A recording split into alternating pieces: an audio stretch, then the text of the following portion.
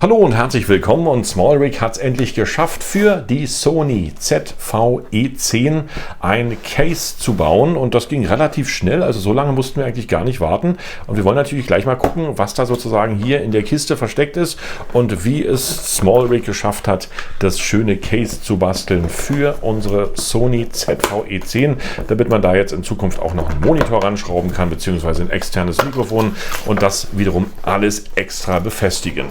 Was wir so sehen direkt im Case ist natürlich erstmal eine ganze Menge Plastiktüte. Viel wird da auch nicht drin sein. Das ist ja wahrscheinlich dann direkt an sich das Case.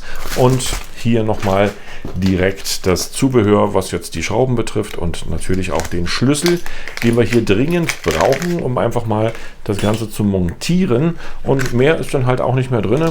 Das ist dann auch schon eine Sache, die völlig ausreicht. Und dann schauen wir uns einfach mal an, was da SmallRig gebaut hat. Und auf den ersten Blick sieht es eigentlich relativ gut aus. Auch hier direkt mit dem Griff. Unten die Schraube, die man dann hier sozusagen nur in die Kamera einschraubt. Fürs Akku wurde was freigelassen, das ist auch okay. Und das Schöne an der ganzen Geschichte ist wirklich nicht schwer. Also die Kamera wird dann auch nicht doll schwerer, nur weil da jetzt sozusagen ein Metallkäfig drum ist. Ich denke mal, das ist schon ganz gut. Dann wollen wir uns natürlich auch mal anschauen, ob hier alles passt in diesem Case für die Sony ZV-E10. Packen die hier einfach mal rein und sehen, es ist wirklich alles wie angegossen, wunderbar gemacht. Eigentlich nur noch hier die Schraube festmachen und dann hier anbringen. Und hier ist noch eine kleine Schraube, da muss man mal gucken, wo die dann hinkommt. Aber so passt erstmal alles. Also hier vom Akku alles zu erreichen.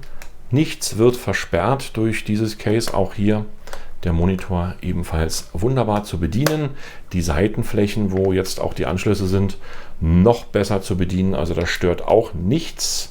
Und man kann hier wirklich optimal mitarbeiten. Gleichzeitig hast du hier Möglichkeiten, was anzubringen. Hier oben bestehen dann hier Möglichkeiten. Hier ist noch ein zusätzlicher Schuh dran. Ne?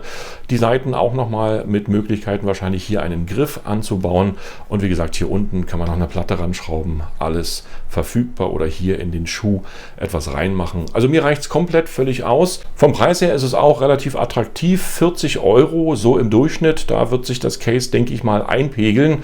Und vielen Dank, SmallRig, das ist eine gute Ergänzung für die Kamera, für den Schutz der neuen ZV-E10, und ich fühle mich jetzt schon richtig wohl, auch mit dem Griff, der fässt sich hier wunderbar an, und mehr gibt es eigentlich nicht zu sagen, als dass das Case wirklich optimal ist. Wer es haben möchte, beziehungsweise nochmal nachlesen möchte, das Ganze ist in meinen Videobeschreibungen komplett verlinkt. Schaut es euch einfach mal an. Ich sage vielen Dank fürs Anschauen, wünsche euch eine entspannte Zeit und sehr gern bis zum nächsten Video. Tschüss, bye bye und winke, winke.